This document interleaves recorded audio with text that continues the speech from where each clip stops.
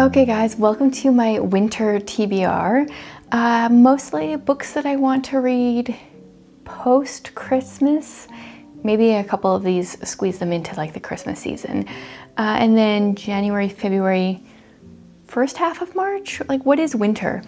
It kind of depends what the weather does, honestly. I've got some variety here. I've got a few books that I own, a few books, more books that I don't. I'm mostly going for winter vibes. I am realizing each year I enjoy reading seasonally more and more. There are some exceptions. Not everything here is winter. Wow, just looking at my list. Most of them are very wintry, other than the first one that I have to share. Okay. Oh no, wait, there's one other one. Two other ones? Okay, the first few aren't as wintry. Then the rest are very wintry. So let's just kick things off. What I will be doing in January is what I've been doing for the last few Januaries. Kicking the year off with the Dickens. So we're gonna be doing the Old Curiosity Shop. And by we, I mean me. Anyone's welcome to join me. Last year I shared a bunch of snippets of my annotations in my Instagram stories. I generally try to read one chapter a day. I shared about this already in my Classics TBR.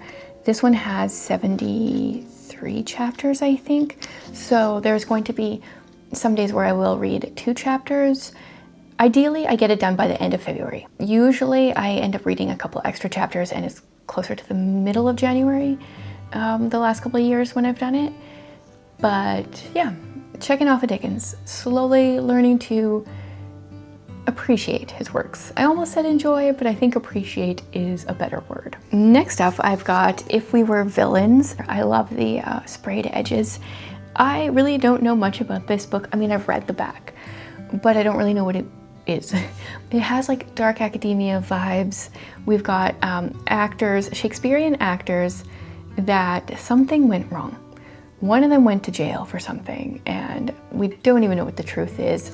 I don't know if we're gonna have an unreliable narrator.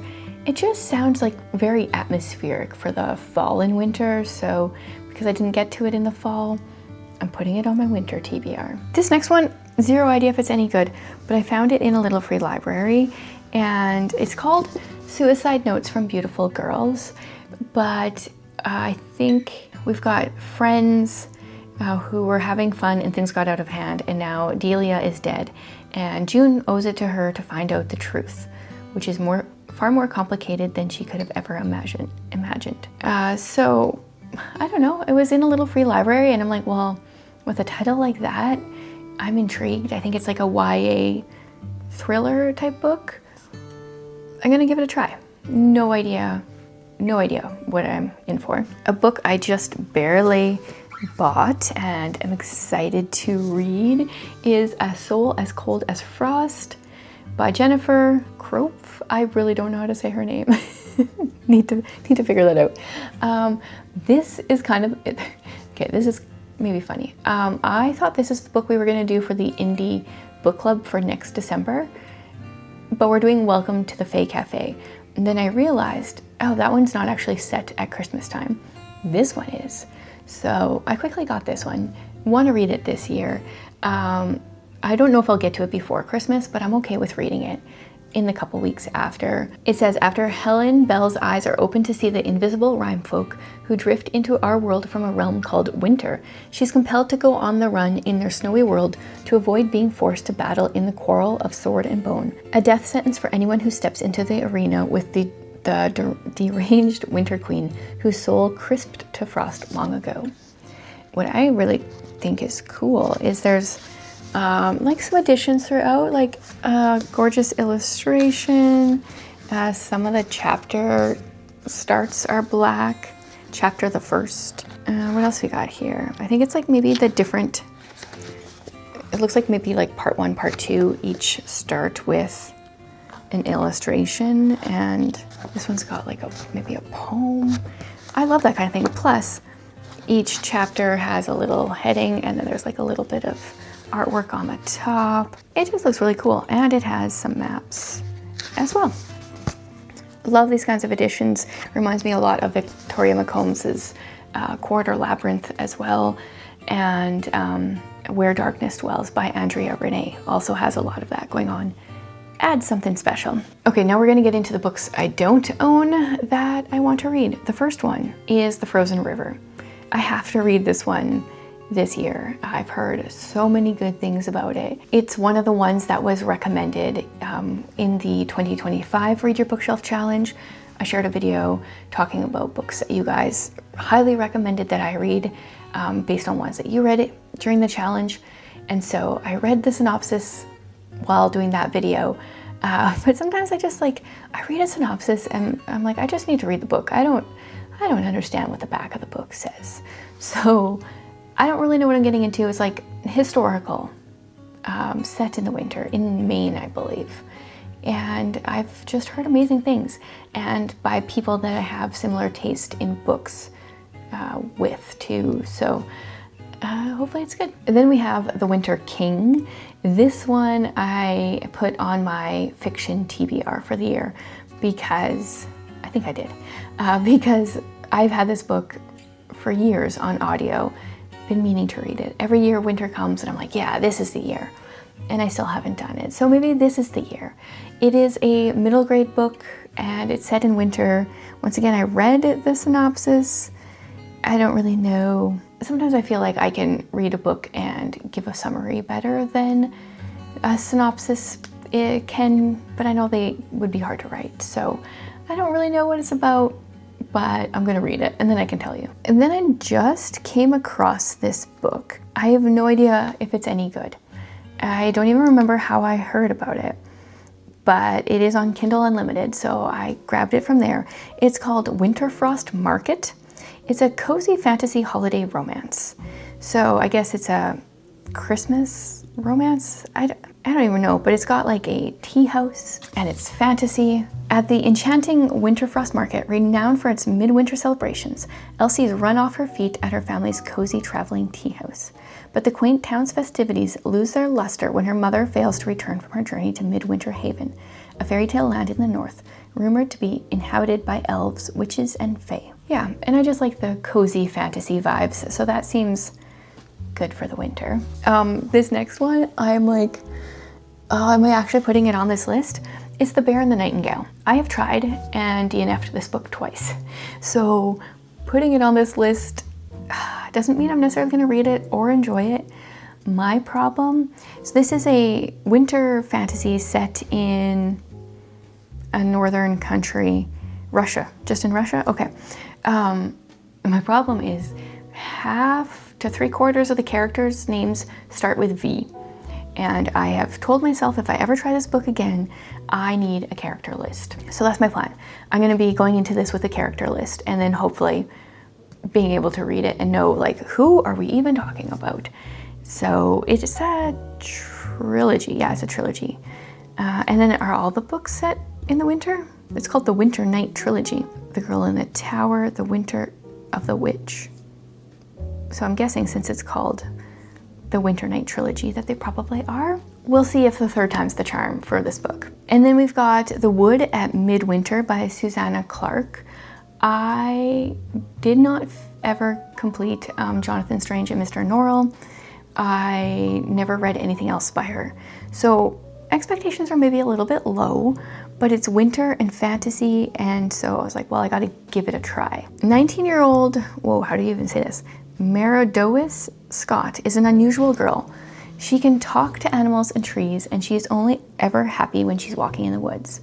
One snowy afternoon, out with her dogs, and Apple the pig, Meredois encounters a blackbird and a fox. As darkness falls, a strange figure enters in the midst, and the path of her life is changed forever. So this is apparently only 64 pages. I did not realize that. Okay, well, I can read a book that's that short. And then one that I've been recommended, and I did grab from Audible. It is a 4-book series.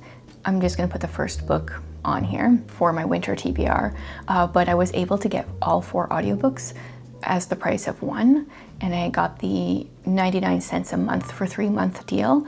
So I got 4 audiobooks for 99 cents. I'm pretty proud of that kind of deal. Okay, it's called A Winter's Promise. It's book 1 in the Mirror Visitor Quartet. And I honestly don't even know what it's about. I was just recommended it by someone I trust, and the 99-cent audiobook was an easy pick. So let's see. Plain-spoken, headstrong Ophelia cares little about appearances. Her ability to read the past of objects is unmatched in all of Enigma, and what's more, she possesses the ability to travel through mirrors, a skill passed to her from previous generations. Her idyllic life is disrupted, however, when she's promised in marriage to Thorn, a Tacturan and influential member of a distant clan. Ophelia must leave all she knows behind and follow her fiancé to Celeste, the capital of a cold, icy arc known as the Pole, where danger lurks around every corner and nobody can be trusted.